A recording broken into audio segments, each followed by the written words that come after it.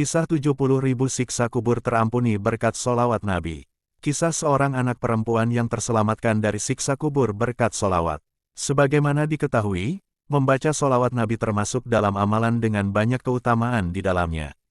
Hal ini dibuktikan dalam salah satu kisah dari kitab As-Simar Al-Yaniyah dan At-Tazkirah karangan Al-Qurtubi tentang seorang anak yang selamat dari siksa kubur karena solawat. Dikisahkan, ada seorang anak perempuan yang semasa hidupnya jarang menjalankan perintah Allah. Meski demikian, ibunya senantiasa menyayanginya bahkan hingga saat sang anak pergi meninggalkan dunia ini.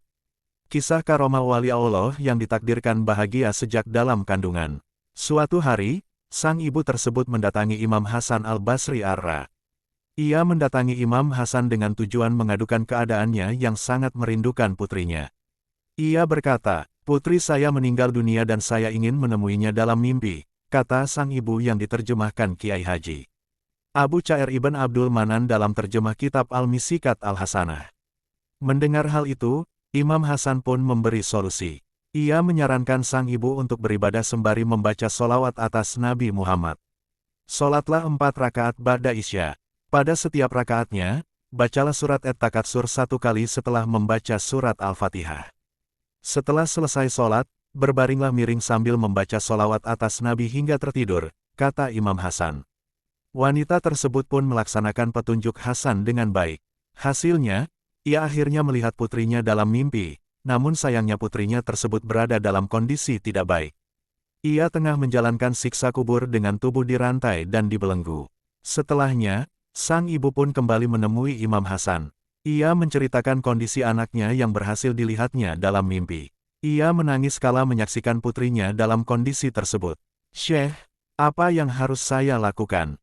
tanyanya. Mendengar hal itu, raut muka Imam Hasan menjadi muram karena sedih. Selanjutnya beliau menyarankan, bersedekahlah untuknya. Wanita itu melaksanakan sarannya. Hingga suatu malam, Imam Hasan merasa seolah-olah berada pada sebuah taman-taman surga yang dijanjikannya. Di taman itu terdapat singgasana yang diduduki oleh gadis cantik yang mengenakan mahkota dari cahaya. Gadis itu menyapanya Imam Hasan, "Apakah Anda mengenaliku?" Imam Hasan menjawab, "Tidak." Si gadis kembali berkata, "Aku adalah putri dari wanita itu." Mendengar hal itu, Imam Hasan terheran-heran dan sontak tidak percaya. Kemudian berkata, "Tapi ibumu menggambarkan padaku kondisimu tidak seperti ini, kau dulu tersiksa dan menderita." "Ya, memang aku dulu seperti itu," si gadis mengakui. Lalu berkat, "Apakah kau bisa memperoleh karunia ini?" Imam Hasan bertanya lagi. Si gadis akhirnya berkisah. Ia berkata bahwa dahulu, ada 70.000 jiwa yang melewati siksa kubur termasuk dirinya.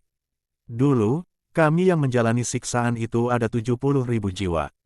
Suatu hari seorang hamba yang soleh melewati kuburan kami, lalu membaca solawat atas Nabi Muhammad SAW 1 kali dan menjadikan pahalanya untuk kami, cerita si gadis tersebut. Berkat hal itu Allah berkenan membebaskan kami semua, dan sampailah bagianku ini sebagaimana yang Anda lihat, lanjutnya lagi. Kisah ini menggambarkan betapa hebatnya keutamaan dari solawat Nabi, termasuk amal baik lainnya bagi penghuni kubur. Untuk itu, alangkah baiknya memperbanyak kiriman doa, solawat, atau amal lainnya yang diniatkan bagi mereka yang telah meninggal dunia.